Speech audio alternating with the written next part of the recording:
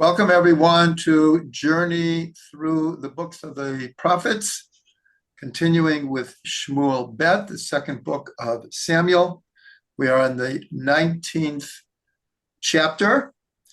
We actually left off there last week. What has just happened is King David's son, Avshalom, rebelled against him. And as we will see,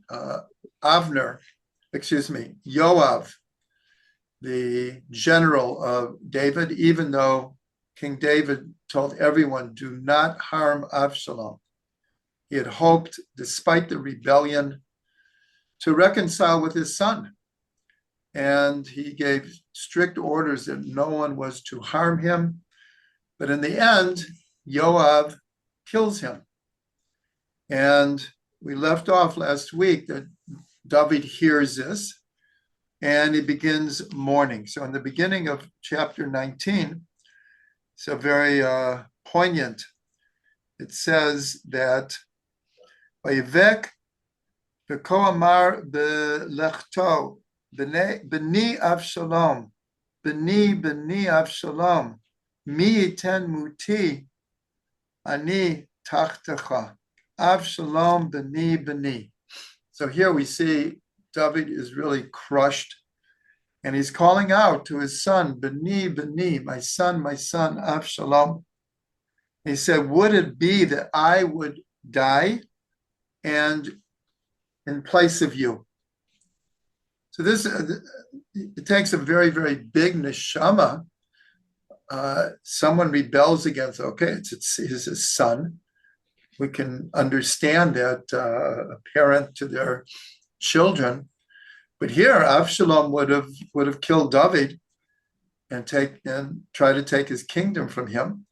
And yet David says, would it be that I would have died and you could have lived? And David begins very, very deep mourning here. And Yoav, the one who killed Avshalom, comes to David and gives him rebuke and basically says, I and your whole army just risked our lives in order to save your kingdom, to save you and to save your kingdom. And the one who led the rebellion is now dead. And you've turned it into this period of mourning for everyone. And he rebukes him. And as we said last week, for those who are here, when we get to the end of this class, we're going to try to understand deeper the relationship between David and Yoav and who Yoav was. It's not a simple relationship here. So here we see that, remember, David is the king. In theory, he could have had Yoav killed. He disobeyed an order from the king. And here on top of it, Yoav comes and gives him rebuke. So obviously we see Yoav is an extremely strong person. And David listens to him. And David comes down from where he was mourning, and he comes and sits in the gate, and the word comes out that David has returned to us. He's not isolating himself. So we're continuing with chapter 19, and now there's a bit of a confusion. Well, is David king again? It's true, Avshalom is now dead. But in the meantime, many, many people backed Avshalom. And here, what we're going to see play itself out in the next chapter or two is something that I've explained already, is that at this point of the development of the nation of Israel, the tribal alliances, the tribal loyalties were still very, very strong. Very strong. When the tribes needed to get together to fight a common enemy, they would get together. but there was a lot of rivalry between them. And here, what happens is that David sends word to Tzadok and Eviatar, the Kohanim, who remained loyal to David, asking, where is everyone from Yehuda, my tribe? If we remember, David first was king over Yehuda for 7 years before he became king over all of Israel. But again, this shows you that for those 7 years, he was king of Yehuda, but not the rest of Israel. So here, David is saved. The rebellion is over. And David is asking, well, where are all the people from Yehuda? They should come to me and accompany me back to Jerusalem as a sign that they are fully behind me. And at the same time, we see that the people of Israel are also confused, and they do, in a certain way, a bit of tshuva, and they realize that, okay, we chose some of them to follow Avshalom, but David has been saving Israel for like decades, and a little bit of what's called cheshbon and nefesh, soul accounting, that they had turned away from David, and now they realize David was the one who brought Israel together, made Jerusalem the capital, expanded the borders. Things were going well. And so what happens now is everyone is trying to kind of come back to support David. And at this point, two people show up. One is Shimei ben Gera. Shimei ben Gera is from the tribe of Binyamin, and he's from the house of Shaul. And when David was leaving Jerusalem, if we remember, he came out and he cursed David, threw stones at him, and cursed him. Here again, we'll see the two people who came back. There was still this idea that Shaul was the first king, and maybe his descendants should be the true kings of Israel. So this is something that David had to contend with his whole life, really. So Shimei comes back and he apologizes and he begs for forgiveness. There's some of David's followers who wanted to kill him on the spot for what he had done. And just like the first time where David let it go, he didn't enforce the power that he had. And he, in a way, accepted that Shimei would not be harmed. But later we'll see what happens when he is literally on his deathbed, and the different instructions that he gives to his son, Solomon, who will be the next king, as far as Shimei. But at this point, he doesn't do anything to him. And then Mephibosheth. Mephibosheth is the son of Yehonatan. Yehonatan and David were like brothers in covenant. The love and respect between them was a shining example. As we've learned, that it says in Pirkei Avot that it's the example of love that is not dependent on anything. It was just pure love. So Mephibosheth is the son of Yonatan, and David was, and Yonatan died with Shaul, and David took care of Mephibosheth. He, even though he was somewhat weakly, his legs were lame from the time he was a child, and David took care of him. And yet, when Avshalom rebelled against him, Mephibosheth started. So breakfast. Okay, 1 second. I have to mute people here. Forgot to do that. We can call Uncle and maybe go 1:30 No. and bring him some fush. Make a second. pastrami sandwich. Here we go. Okay, sorry.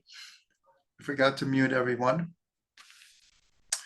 Okay, continuing. So here, when Avshalom rebelled, Mephibosheth thought, oh, maybe this is an opening for me as the descendant of Shaul, and maybe I could become king of Binyamin and the rest of the tribes. And now Avshalom has died, the rebellion is over, so Mephibosheth comes back and also asks for forgiveness. And David, because of his love and loyalty and friendship with Yonatan, also allows him to come back without doing anything to him. So here we see that a number of examples where David takes the advice of Yoav is really more rebuke, and two other people who had cursed him or connived against him, he also lets them free of any kind of punishment. And then one of his best friends, whose name was Barzillai, Barzillai. They were friends for almost ever. And Barzillai was a great supporter of David. He ate at David's table.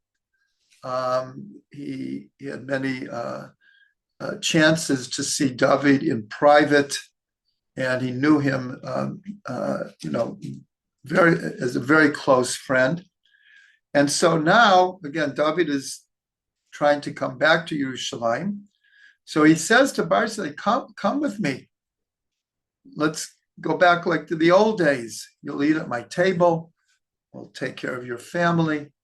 And Barzillai says, I'm 80 years old. I'm getting on. And I need to stay in my home with my family. I want to be buried here in my city, my village. And he says, I'll stay here, and David accepts that as well. So here we see time after time, David is kind of just going along with everyone, trying to compromise, trying to let everything kind of return to normal. And then we're still in chapter 19. We're getting towards the end of chapter 19. He is now coming back to Yerushalayim, and now Israel, all the other tribes, they're trying to show their loyalty again. And now they're saying, well, why are you showing special honor to Yehuda? What about us? So here again, you see this rivalry going on. And so the men of Yehuda, they simply say, well, David is from our tribe. It's natural that we are the main supporters of David, and that's why we're stationed close to David like we are. And Israel didn't accept that so well, again, because of these rivalries. And they're saying, well, we're like 10 parts of Israel. And here we're assuming the other two parts is Yehuda. And even though it doesn't say, it's probably the Shevet of Levi. But here they're saying we're 10 parts, and yet so much of the power behind David is because of Yehuda. And so what happens is, because of that, a person named Sheva ben Bichri, so he stands up and he says, he blew his shofar and says, what part do we have in David? We'll go our own way. And here we could see this is like the seeds of what happened after Shlomo dies. It's not that long ago. Here should be mentioned, David is getting towards the end of his life. Here, we're actually not that far from the end of Shmuel Bet. And so not that long later, after Shlomo rules for 40 years, then his son takes over. But then we'll get to that in the book of Kings, but the tribes split between 10 tribes in the northern kingdom and 2 in the southern kingdom. And interesting enough, the 2 were Benjamin and Yehuda.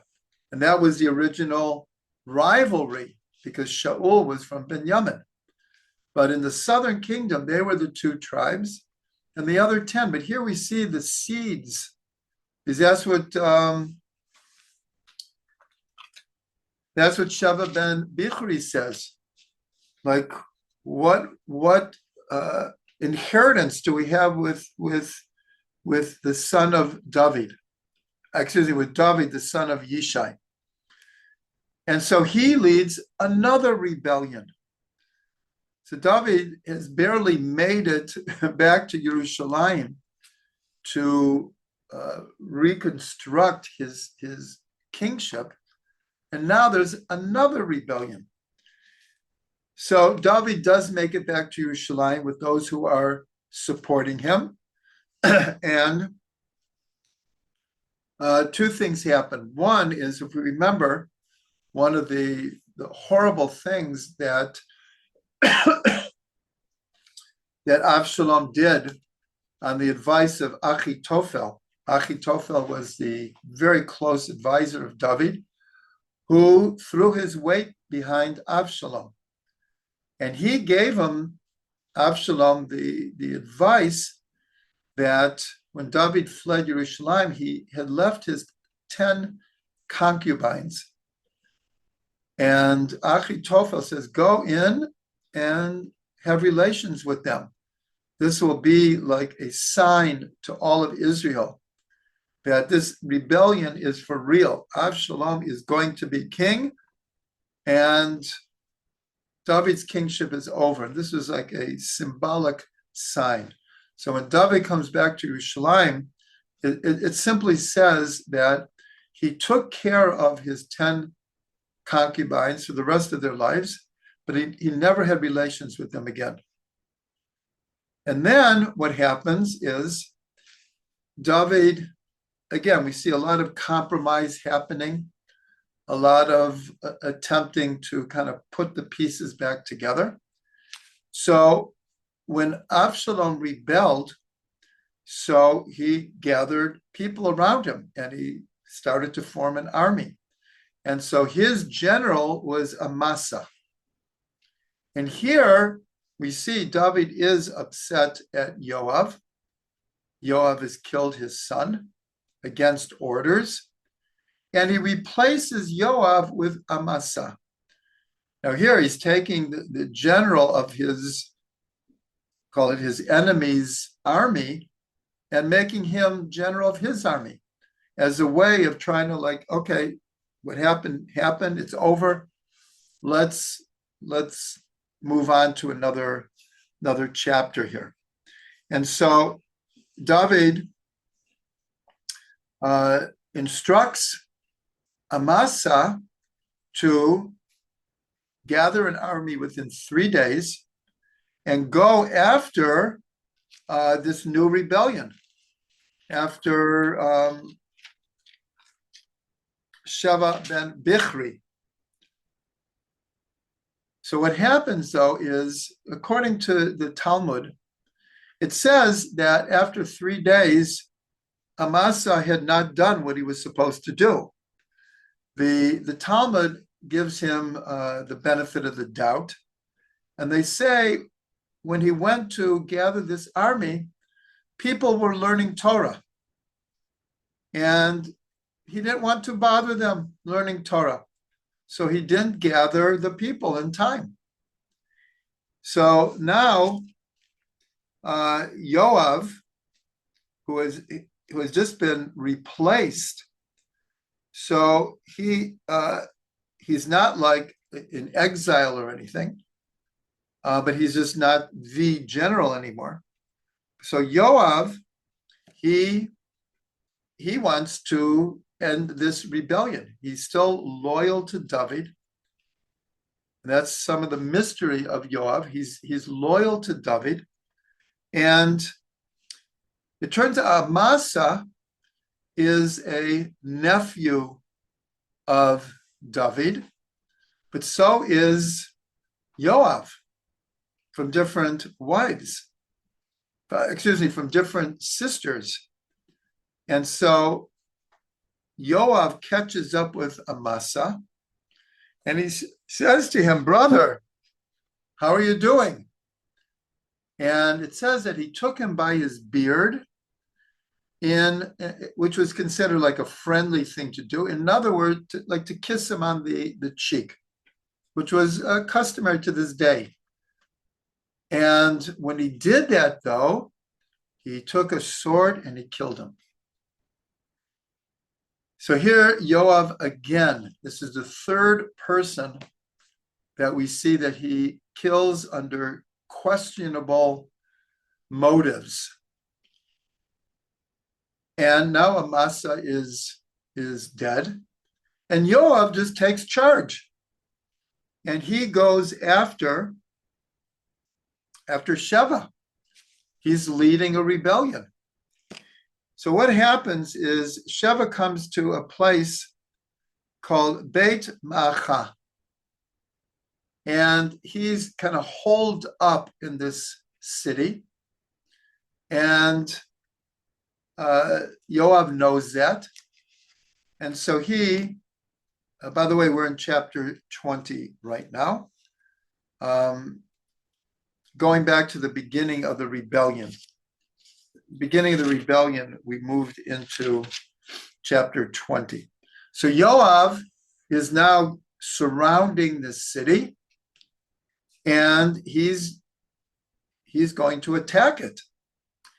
So it happens now. It says that a wise woman came out of the city and spoke to Yoav and said, basically, why are you going to come and make a war with this whole city? And Yoav said, that's not my intention. My intention is, right now, the leader of the rebellion is in your city, and I need to end the rebellion. And to end the rebellion, I need to get to Sheva ben Bichri. And so the wise woman said, let me deliver him up to you, and let's spare a war in this city. There's no need for it. I will deliver him. And what happens is she kills Sheva and takes his head and throws it over the wall as a sign that the leader of the rebellion is no longer, and that will end the rebellion. So, first of all, it doesn't name this person. It's a wise woman. Now, what's interesting here, this is the second time that we see Yoav having interchanges with what the book of Shmuel is calling a wise woman. In the first case, we don't know who she was. Here, we don't know who she is either, but there is an opinion that this is Serach bat Asher. Serach bat Asher, she was a legendary figure. And she was the one, according to tradition, when Yaakov was in a state of mourning for over 20 years, thinking that Yosef had died. And he couldn't get over it. One of the reasons he couldn't get over it, because deep down inside, he didn't accept it. But on paper, it looked like he was dead, but he couldn't get over his mourning. And so according to tradition, either for a long time during those years, or right when Yosef had revealed himself to his brothers and sent them back to tell Yaakov that Yosef is alive. And they were afraid, and even the text says that he almost had a heart attack when he heard that Yosef was still alive. And Serach bat Asher, she was chosen to sing to him and plant the seed that Yosef is still alive. So that's how she became legendary. And because of that, Yaakov blessed her to have long life. And one of the opinions in the Talmud is that this wise woman was Serach bat Asher. And she was also responsible for helping Moshe find the body of Yosef when they left Egypt. Because before Yosef died, he made the tribes promise that when they came out of Egypt, they would bring his body and bury him in Israel. And so on the night of the killing of the firstborn, when everyone is getting their provisions together to leave in the morning, Moshe is running around trying to find the body of Yosef. And according to tradition, it was Serach bat Asher who knew the secret of where he was and how to raise his body so it could be taken out. And it was. And then he was buried where he is till this day, in outside of Shechem, Nablus. Shechem is Kever Yosef until this day. And so one of the opinions is that's who this wise woman is. The only thing we have to consider here is this is approximately 500 years after Serach bat Asher was living. She was alive when the Yaakov came down with the tribes to Egypt. And then we were there for approximately 210 years. We came out, and this story in Shmuel Ben is happening 300 years after we get out of Egypt. So it's approximately 500 years later. Nonetheless, she is a little bit like an Eliyahu Navi kind of figure, a very mysterious, how she could have lived that long. Nonetheless, there was a tradition that she was blessed with long life. So with the killing of Sheva ben Bichri, that ends the rebellion. So here we've dealt with two rebellions against David. He had ruled for almost 40 years without rebellions. Here he's getting towards the end of his life, and there are two right in a row, two rebellions right in a row. And chapter 20 ends with just a list of who are the main ministers in David's kingdom. And the first one, it says, Yoav was over all of the army.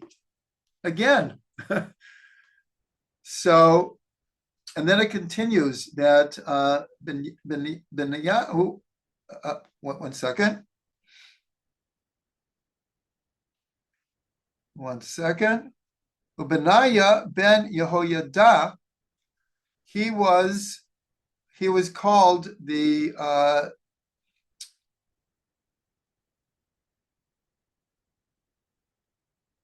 he was called like an advisor, and he becomes a very, very important advisor to Shlomo HaMelech. According to tradition, he's buried right outside of Tzfat, for all practical purposes, part of Tzfat. That's where he is buried, according to tradition. And Sadok and Eviatar, who go all the ways back to the story of Nov, when David was running away from Shaul and he took refuge there. They are the Kohanim, and excuse me. So before we go on, this would be a good place for discussing about Yoav and David. Excuse me.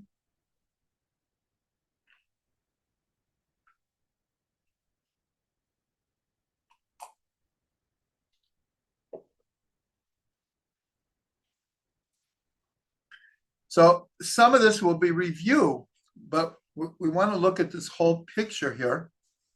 Again, Yoav is a nephew of David, and that explains some of the forgiving ways of David, because it is family, and it's hard for him to come down on family. But we see that if we follow the whole story, Avner 3 different times kills people really against David's wishes.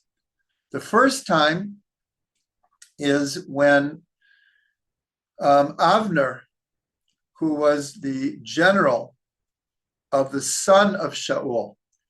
Remember, David is now king of Yehuda for 7 years, but Shaul's son ruled in Israel. And Avner was his general. And what happened was that Avner slept with one of the concubines of Shaul after Shaul was killed. And the son of Shaul was very upset about this and gave him rebuke. And Avner, at that point, was so disgruntled, and he also saw that David was on the ascendancy. And so he switches sides. He sends a message to David saying, I'm ready to be loyal to you, and I'll bring all of Israel with me. And so David says, come, we'll discuss it. Avner comes and he says, I will be loyal to you, and I will bring all of Israel with me. And David says, okay. Before, though, there were skirmishes between the followers of David and the followers of the descendants of Shaul. And in that whole, those battles, so the brother of Yoav, Amasa, so he chases after Avner, and Avner even says, let's not fight. Let's just end this, go home. or if we have to fight, let's fight another day. But Amasa, who was the brother of Yoav, wouldn't hear of this. And he went after Avner, and Avner killed him. One could say it was in self-defense. Others say that he could have just injured him, and because he was much stronger than Amasa, he could have injured him, and that would have ended it. But he killed him, and so obviously Yoav was nurturing this hatred for Avner. So when Avner comes and professes that he's going to follow David, so it's not clear what his motivation was. One was to take revenge for his brother, and the other one possibly was that he didn't trust Avner. Like, how do we know that, Avner just came to David's stronghold? Maybe he was coming like a spy. Maybe he's now going to go back and assemble an army. So here, it's not clear. It's not clear if he was actually being loyal to David by killing Avner, or he was taking revenge for his brother, or some combination of the two. Then we see that he killed Avshalom, strictly against his David's orders, and even gives him a rebuke afterwards. And it's really quite amazing that David, he replaced him with Amasa, and then Yoav kills Amasa.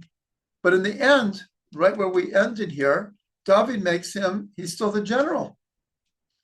So it's a very complicated thing. One of the things we can understand, as we saw here, David had reason to punish a whole lot of people after the rebellion.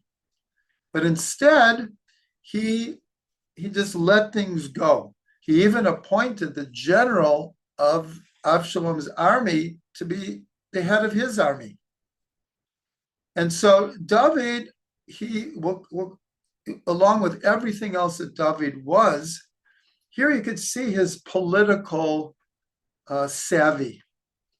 And he understood Yoav is a very, very, not only strong person, but a successful person.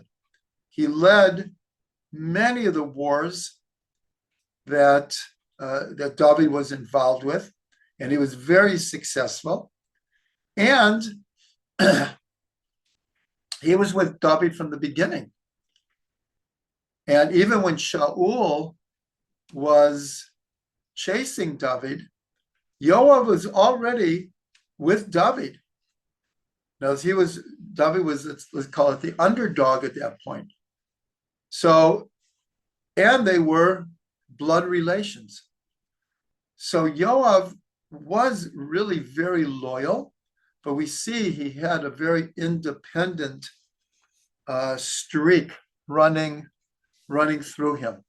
Another interesting thing here is it was Yoav who organized for, one second.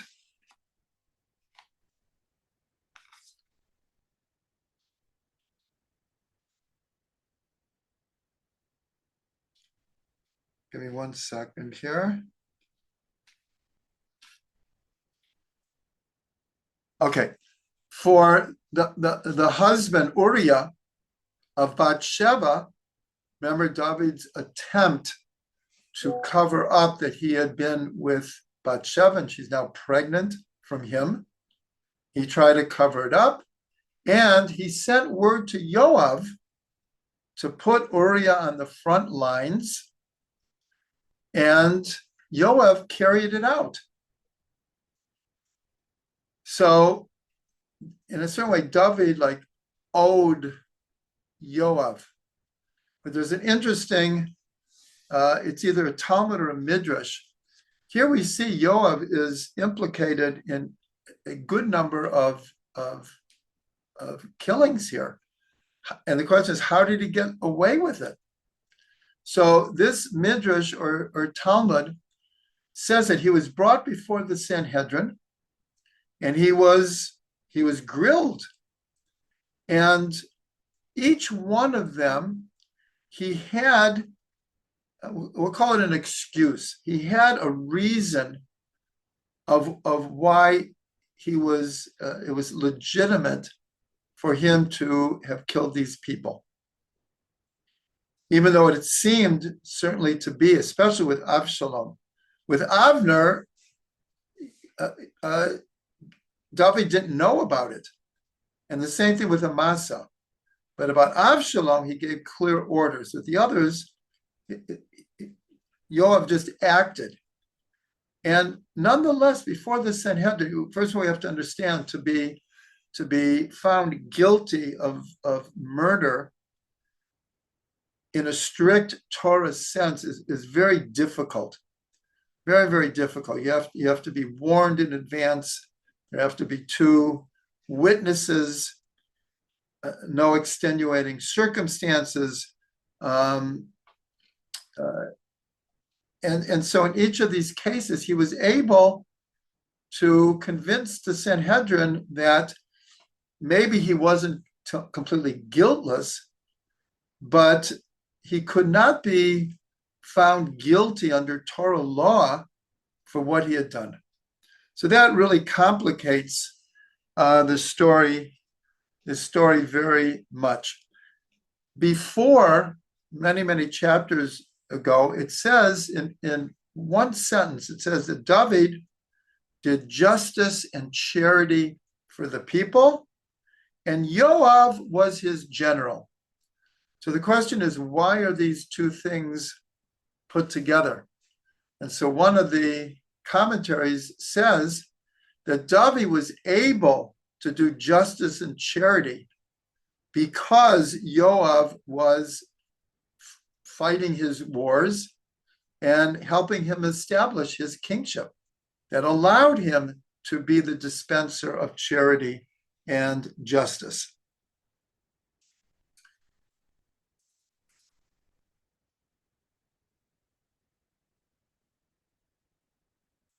Now, also, if you look at the book of Tehillim, David is constantly talking about his enemies from the surrounding nations and his enemies from within Israel. Some of that we've discussed, but even tonight's class, we see that there were always people who didn't accept David as king. That this goes all the way back to the whole idea, was David even Jewish? Because of the whole thing of the relationship between Ruth and Boaz. And that because Ruth came from Moab, and it says in the Torah that someone from Moab cannot convert. And there was a disagreement for generations.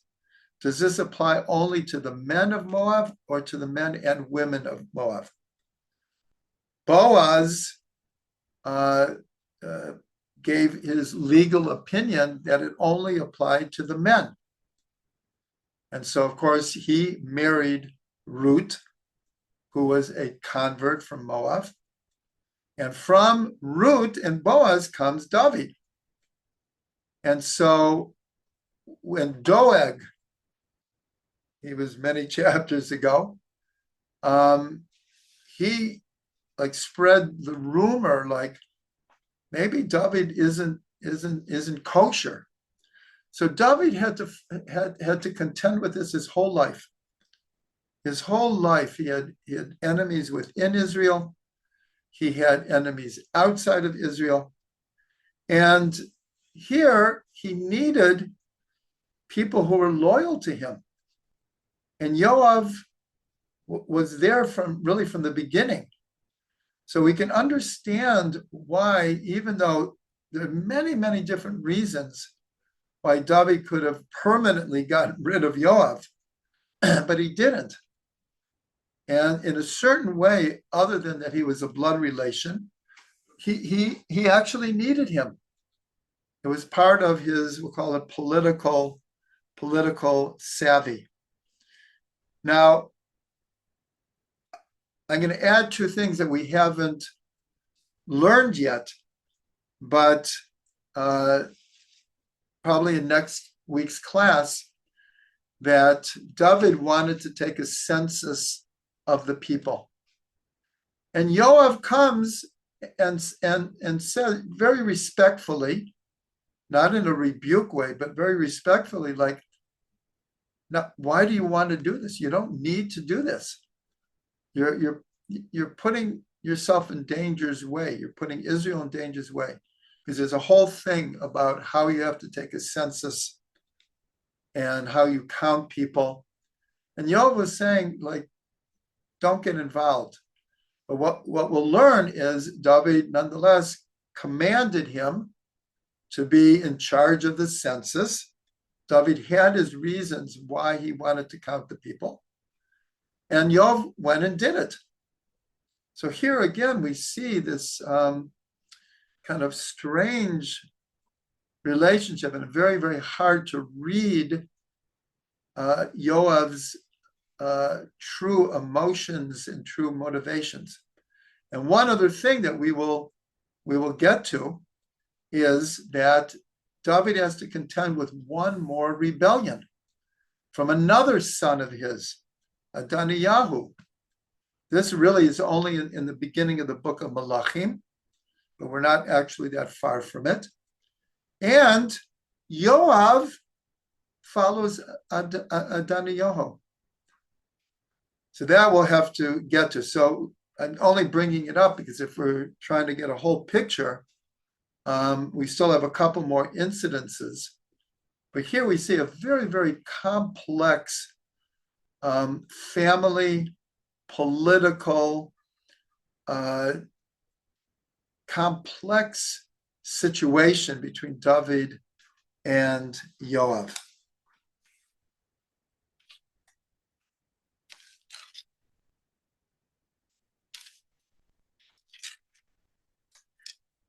Okay, we have time for chapter 21, and this will do fairly quickly. That right at the beginning of chapter 21, it says, then there was a famine in the days of David for 3 consecutive years. And David, when there were questions like, why is this happening? In other words, if I know why it's happening, I can make a tikkun. We can fix it. And so he would ask the Urim V'Tumim. Sadok was his main, was like the Kohen of that time.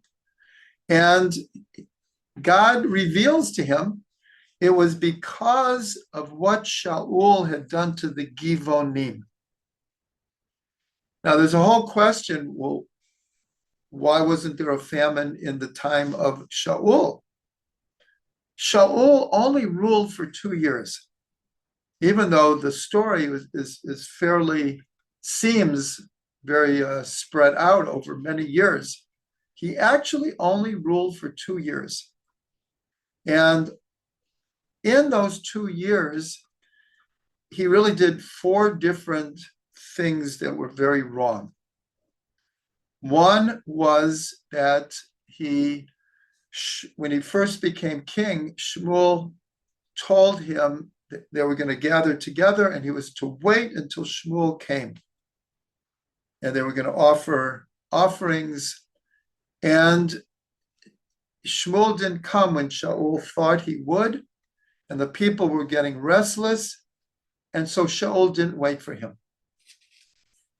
And then with Amalek, the war he fought with Amalek, he kept the king alive and he kept the cattle alive. And because of these 2 things, he lost his kingship. But also, he wiped out the city of Nov. That was the city that gave David really refuge for one night. And he went and he killed everyone from Nov. But the part that we didn't know is the Givonim. The Givonim goes back to the book of Yoshua, where this tribe from outside, actually from inside of Israel, they pretended that they were coming from outside of Israel, and they wanted to join the Jewish people. And Yoshua went along with it. And then it turned out that it was a fake, and they really were from Israel. And they were just trying to avoid going to war with Yoshua. But Yeshua and the elders of the tribes had promised the Givonim that they wouldn't be harmed. And Yeshua felt that he had to honor this pledge. But they were made like water carriers and woodcutters, meaning they were somewhat servants of the Jewish people. But they weren't harmed. And at a certain point, Shaul broke this pledge, and he killed a whole lot of people from the Givonim. So that's what David was revealed to him. It was because of these many sins of Shaul, but especially about the Givonim. So David sends to the Givonim and says, what can we do for you to fix this up? It's true that Shaul, harmed you, killed many of you, but I want to fix it up. Here again, we see David trying to make peace. And in short, they basically say, we don't want anything from you. We don't want to harm anyone, except we want like as measure for measure, 7 of the descendants of Shaul, from the whole family of Shaul, we want to execute them.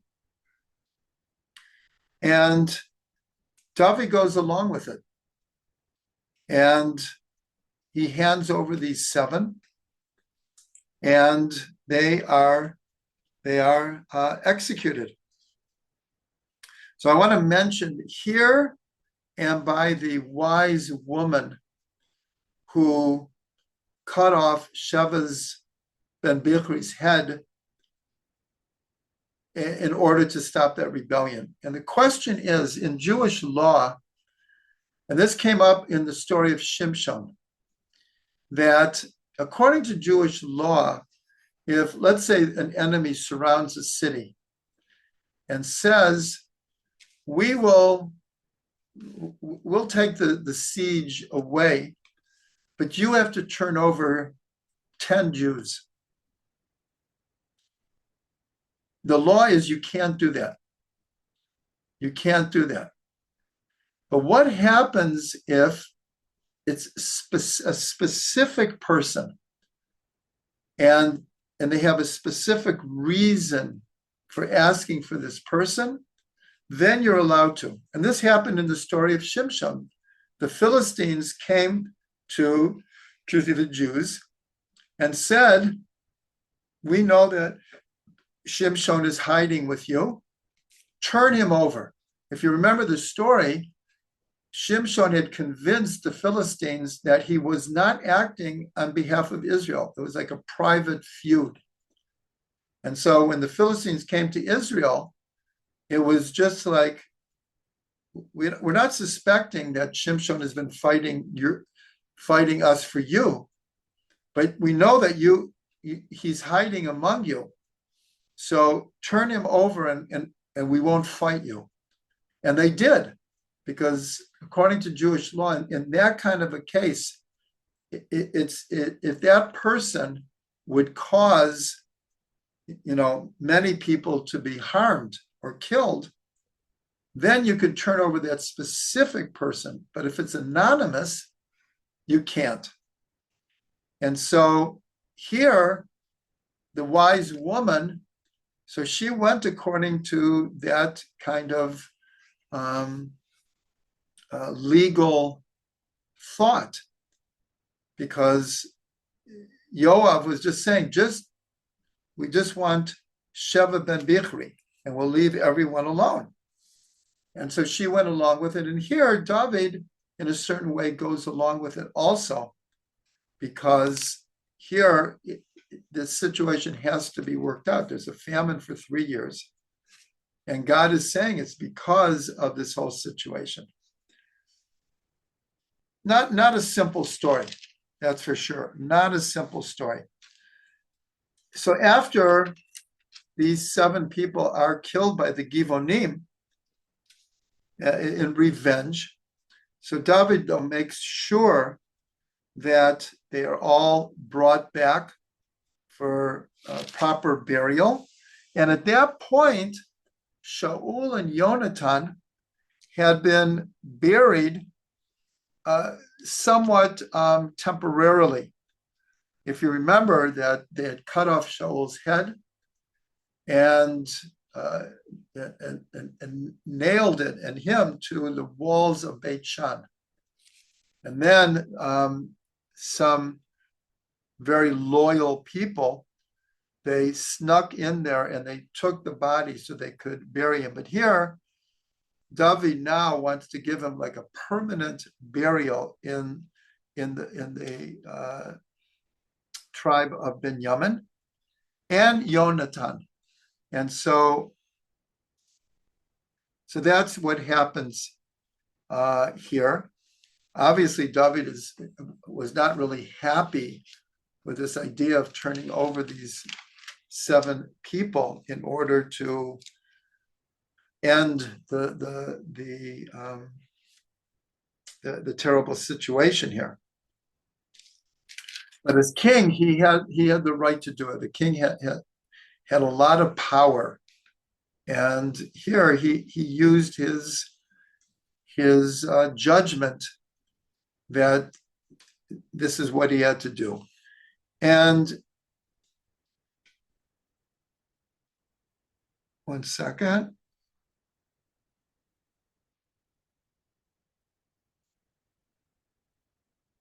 Okay, this is a good place to end. We're in the middle of chapter 21. So I'll just mention again that on the merit of our learning, and what's interesting is there's quite a bit of division in Israel once again over what we should be doing about the hostages, what we should be doing about the war. And here tonight we learned about the divisions in Israel, the rebellions, even when David became king again, between Yehuda and the other tribes, like who's more loyal and who gets to be closer to the king. So unfortunately, these kind of energies are still very present. And that's what makes learning this, it's very real.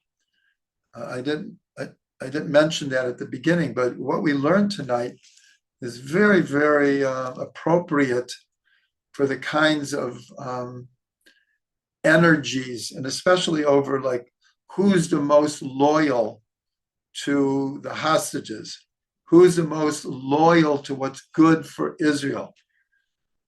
And there's just a lot of opinions.